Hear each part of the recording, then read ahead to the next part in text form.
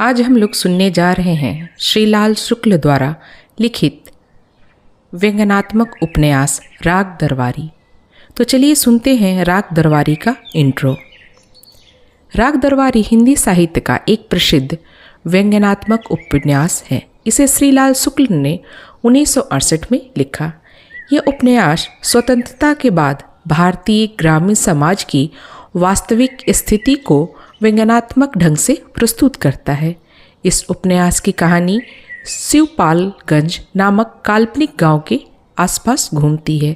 लेखक ने गांव की राजनीति, शिक्षा व्यवस्था, प्रशासन और सामाजिक व्यवस्था की कमियों को हास्य और व्यंग के माध्यम से उजागर किया है। उपन्यास का मुख्य पात्र रंगनाथ है, जो शहर से गांव आता है और वहां की परिस्थिति को देखता है। गांव के नेता, वैद्य, अन्य पात्रों के माध्यम से लेखक ने भ्रष्टाचार, स्वार्थ और दिखावे की प्रकृति पर कटाक्ष किया है। तो चलिए अब इस उपन्यास का हम लोग लुत्फ उठाते हैं और इसके पहले पाठ को देखते हैं। शहर का किनारा, उसे छोड़ते ही भारतीय देहात का महासागर शुरू हो जाता है। वही एक ट्रक खड़ा था। उसे देखते ही यकीन हो जाता था इसका जन्म केवल सड़कों से बलात्कार करने के लिए हुआ है। जैसे कि सत्य के होते हैं, इस ट्रक के भी दो पहलू थे। पुलिस वाले उसे एक ओर से देखते कह देते कि यह सड़क के बीच पे खड़ा है, दूसरी ओर से देखकर ड्राइवर कह सकता था कि वो सड़क के किनारे पर है। चालू फैशन के हिसाब से ड्राइवर ने ट्रक का दाहिना दरवाज़ा खोलकर डैने की तरह फैला दिया। इससे ट्रक की खूबसूरती बढ़ गई थी। साथ ही ये खतरा भी मिट गया था कि उसके वहाँ होते हुए कोई दूसरी ट्रक या फिर दूसरी सवारी वहाँ से निकल सके। सड़क की एक ओर पेट्रोल स्टेशन था, दूसरी ओर छप्पर, लकड़ी, टीन के सड़े टुकड़े और स्थानीय क्षमता के अनुसार निकलने वाले कबाड़ की मदद से खड़ी हुई दुकानें थी। पहली निगाह में मालूम हो जाता था कि दुकान की गिनती नहीं हो सकती। प्रायः सभी में जनता का एक मनपसंद पेय मिलता था, जिसे वह गर्द, चिक्कट, चाय की कई बार इस्तेमाल की हुई पत्ती को खौलाते पानी आदि के सहारे बनाया जाता। उनमें मिठाई भी थी, जो दिन रात आंधी, पानी, मक्खी, मच्छर के हमलों का बहादुरी से मुकाबला करती। वे हमारे देसी कारीगरों के हस्तकौशल और उनकी वैज्ञानिक दक्षता का सबूत था। वे बताते थे कि एक अच्छा रेजर ब्लेड बनाने का नुस्खा भले ही मालूम ना हो, पर कूड़े को स्वादिष्ट खाद्य पदार्थ में बदल देने का तरकीब सारी दुनिया में अकेले हमें को आता है। ट्रक के ड्राइवर और क्लीनर एक दुकान के सामने खड़े चाय पी रहे थे। रंगनाथ ने दूर से इस ट्रक को देखा और देखते ही उसके पैरों तेजी से चलने लगे। आज रेलवे ने उसे धोखा दिया। स्थानीय पैसेंजर ट्रेन को रोज की तरह 2 घंटा लेट समझकर वो घर से निकला था, पर सिर्फ 1.5 घंटा लेट होकर चल रही थी। शिकायत किताब के कथा साहित्य में अपना योगदान देकर और रेलवे अधिकारी की निगाह में हास्यप्रद बनकर वह स्टेशन से बाहर निकल गया। रास्ते में चलते हुए उसने ट्रक देखा और उसके बाछे खिल उठे। वे जिस्म में कहीं भी नहीं हो। जब वो ट्रक के पास पहुंचा, क्लीनर और ड्राइवर चाय की आखिरी चुस्कियां ले रहे थे। इधर उधर ताककर अपनी खिली हुई बाछों को छिपाते हुए उसने ड्राइवर से निर्विकार ढंग से पूछा, क्यों ड्राइवर साहब, ये ट्रक क्या शिवपालगंज की ओर जाएगा? ड्राइवर के पीने को चाय थी और दिखने को दुकानदारीन। उसने लापरवाही से जवाब दिया, जाएगा, हमें भी ले चलिए अपने साथ, 15 मील पर उतर पड़ेंगे, शिवपालगंज तक जाना है। ड्राइवर ने दुकानदारीन की सारी संभावनाएं एक साथ देख डाली और अपनी निगाह रंगनाथ की ओर घुमाई। आह, क्या हुलिया था! नव कंज लोशन, कंज मुख, कंज दर्प पंद, कंजारुनम, पैर खद्दर के पैजाने में, सिर खद्दर की टोपी में, बदन खद्दर के कुर्ते में, कंधे में लटकता हुआ भूदानी झोला, हाथ में चमड़े की अटैची। ड्राइवर ने उसे देखा और देखता ही रह गया। फिर कुछ सोचकर बोला, बैठ जाइए श्रीमान जी, अभी चलते हैं। घरघरा कर ट्रक चला। शहर की टेढ़ी मेढ़ी लपेट से फुर्सत पाकर कुछ दूर आगे साफ और वीरान सड़क आ गई। यहाँ ड्राइवर ने पहली बार टॉप गियर का प्रयोग किया, पर वो फिसल कर न्यूट्रल में गिरने लगा। हर 100 गज के बाद गियर फिसल जाता और एक्सीलेटर दबे होने से ट्रक की घरघराहट बढ़ जाती, रफ्तार धीमी हो जाती। रंगनाथ ने कहा, ड्राइवर साहब, तुम्हारा गियर तो बिल्कुल अपने देश की हुकूमत जैसा है।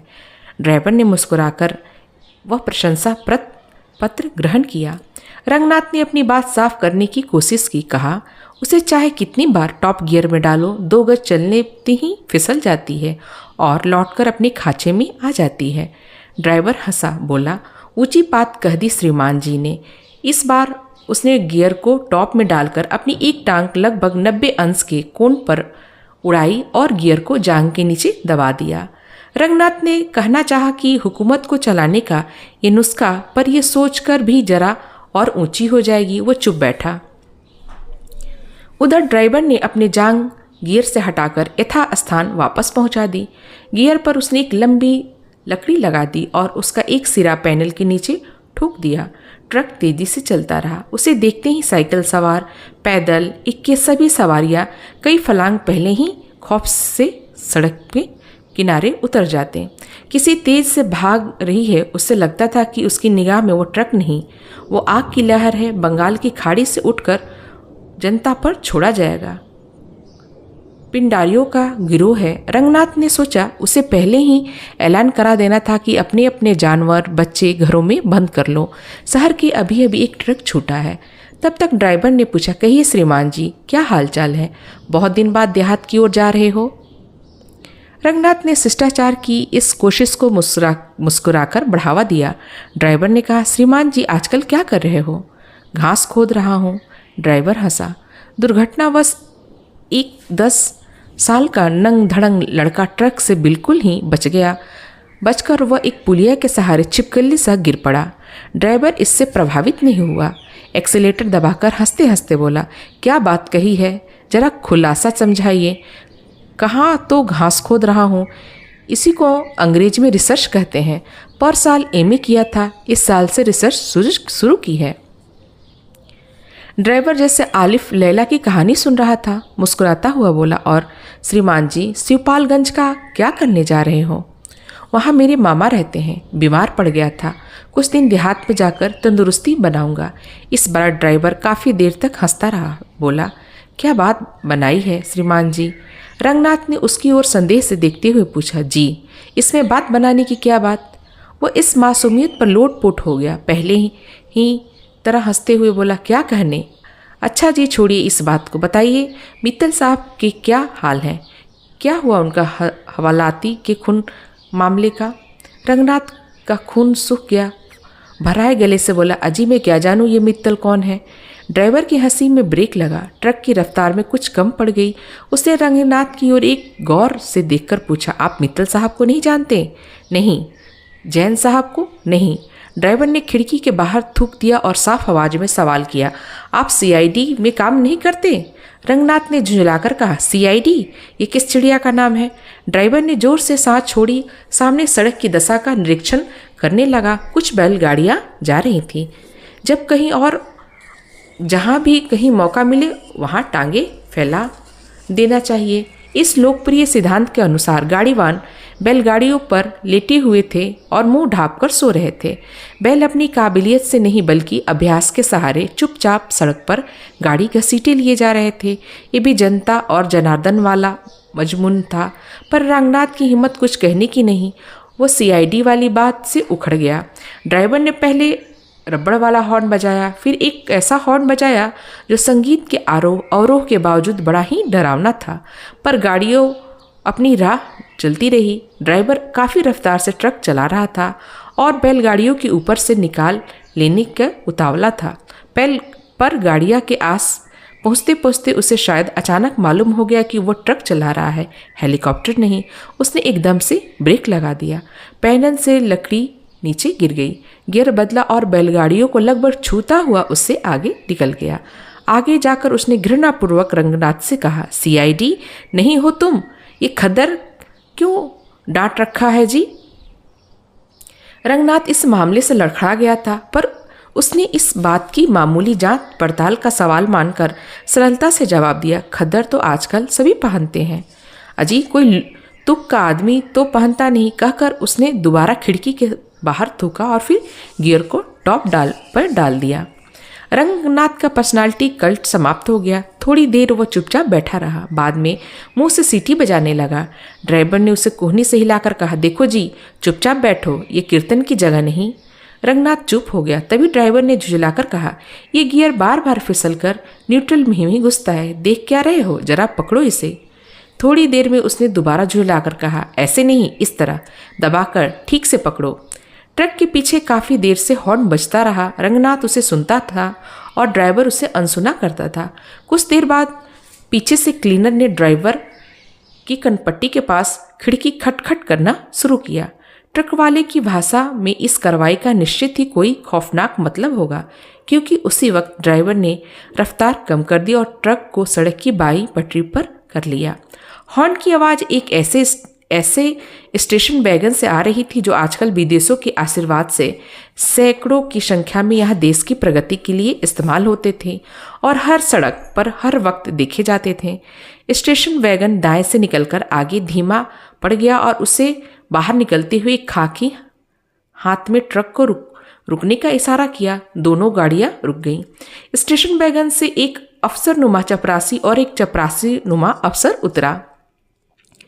खाकी कपड़े पहने हुए दो सिपाही भी उतरे। उनके उतरते ही पिंडारियों जैसे लूट खसोट शुरू हो गई। किसी ने ड्राइवर का ड्राइविंग लाइसेंस छीना, किसी ने रजिस्टर कार्ड, कोई वैक्यूम मिरर खटखटाने लगा, कोई ट्रक का हॉर्न बजाने लगा, कोई ब्रेक देखने लगा। उन्होंने फूट बोर्ड हिलाकर देखा, बत्तियां जलाई, पीछे बजने वाली घंटी टुनटुनाई। उन्होंने जो कुछ देखा वह खराब निकला। जिस चीज को छुआ उसमें गड़बड़ी आ गई थी। इस तरह उन 4 आदमियों ने 4 मिनट में लगभग 40 दोस्त निकाले और फिर एक पेड़ के नीचे खड़े होकर इस प्रश्न पर बहस शुरू हुई कि दुश्मन के साथ कैसा सलूक किया जाए। रंगनाथ की समझ में कुल यही आया कि दुनिया में कर्मवाद के सिद्धांत, पयोटिक जस्टिस आदि की कहानी सच्ची है। ट्रक की चेकिंग हो रही और ड्राइवर से भगवान उसके अपमान का बदला ले रहा है। वो अपनी जगह बैठा रहा, पर इसी बीच ड्राइवर ने मौका निकालकर कहा, श्रीमान जी जरा नीचे उतर आवे, वहाँ गियर पकड़कर बैठने की अब क्या जरूरत। रंगनाथ एक दूसरी पेड़ के नीचे जाकर खड़ा हो गया। उधर ड्राइवर और चेकिंग जत्थे में ट्रक के एक एक पुर्जे को लेकर बहस चल रही थी। देखते देखते बहस पुर्जों से फिसलकर देश की सामान्य स्थिति और आर्थिक दुर्दशा पर आ गई।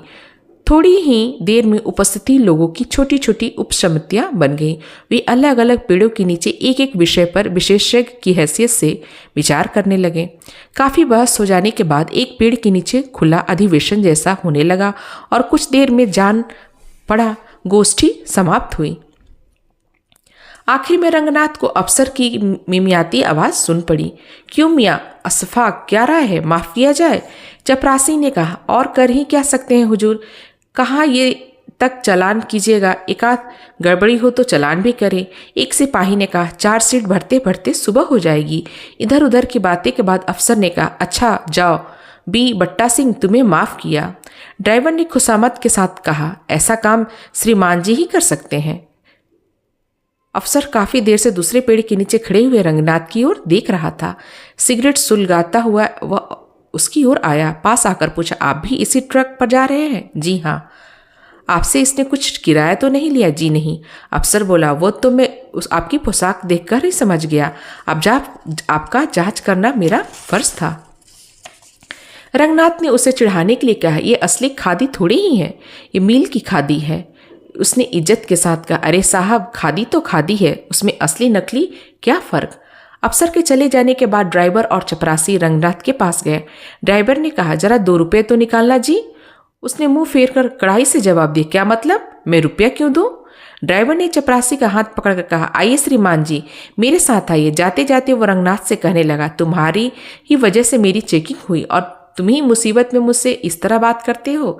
तुम्हारा यही तालीम है। वर्तमान शिक्षा पद्धति रास्ते में पड़ी हुई वह कुतिया है जिसे कोई भी लात मारकर सकता है। ड्राइवर भी उस पर रास्ते पर चलते चलते एक जुमला मारकर चपरासी के साथ ट्रक की ओर चल दिया। रंगनाथ ने देखा शाम घिर रही है। उसका अटैची ट्रक में रखा है। शिवपालगंज अभी 5 मील दूर है और उसे लोगों की सद्भावना की जरूरत है। वो धीरे धीरे ट्रक की ओर आया। उधर स्टेशन वैगन का ड्राइवर हॉर्न बजा बजा कर चपरासी को वापस बुला रहा था। रंगनाथ ने 2 रुपये ड्राइवर को देने चाहे। उसने कहा, अब देर ही हो रही है तो अर्दली साहब को दो, मैं तुम्हारे रुपए का क्या करूँगा। कहते कहते उसकी आवाज़ में उन सन्यासियों की खनक आ गई जो पैसा हाथ से नहीं छूते, सिर्फ दूसरे को ये बताते कि तुम्हारा पैसा हाथ का मैल है।